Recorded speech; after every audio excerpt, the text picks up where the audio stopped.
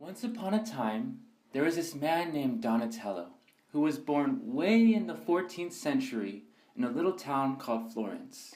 1386 to be exact, and during the year 1460, he created a sculpture called Judith and Holofernes, which was commissioned by Cosimo de' Medici, who was a close friend of Donatello. This sculpture is located at Palazzo Vecchio in Florence. Now, the statue itself portrays Judith, the heroine from the Book of Judith, assassinating the Assyrian general Holofernes. She is shown as strong and powerful, grasping Holofernes by his hair with her sword positioned for the downward motion that will ultimately kill him. How this sculpture was made was from bronze and originally had a gold coating. And it was one of the first to employ a 360-degree view and can be seen from 4 different angles. Right. What can help us better understand this sculpture is the story behind it. The story starts off with the king Nebuchadnezzar, who sends his general Holofernes to attack a Jewish city. Now, at the time, the Jews were suffering and were close to being defeated. A woman named Judith, who was a strikingly beautiful widow, she overhears the plans for surrender, and so what she does is decides to deliver the city and save it. So one night, she creeps into the Assyrian camp and finds Holofernes. She then seduces him with her captivating beauty and waits until he is completely drunk. She then finds his sword and comes up to him and cuts off his head. And she returns to her people victorious, holding up the severed head as a trophy. The Jews regain their courage, attack the Assyrian camp, and drive the enemy away.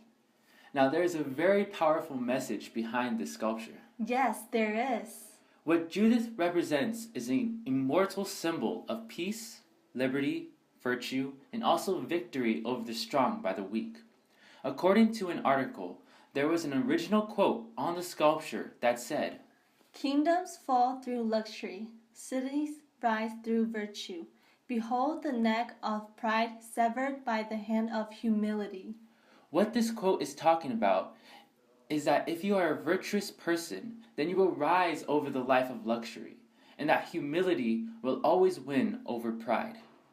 When we look at the sculpture, Judith is being portrayed as a strong and powerful woman. Yet what we see in her face is this calmness. She is not prideful but humble.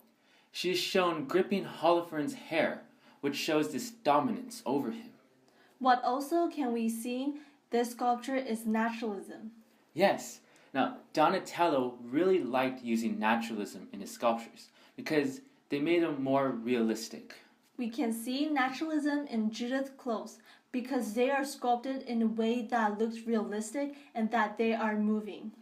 Also, there is naturalism being shown through Holofernes' body. He is shown lifeless and his body droops in a naturalistic way. In this sculpture, we can tell that Judith was a simple woman, but was strong enough and brave enough to protect her people and defeat the enemies. According to another article, this was perhaps meant to be metaphorical for the people of Florence. No matter how great or fearsome the enemy, even the smallest and weakest member of the resistance can make a difference. This is really interesting. Hope you guys enjoy the show. And thank you, Professor Carpenter, for teaching us and letting us know so much about the history of Western art. We will miss you.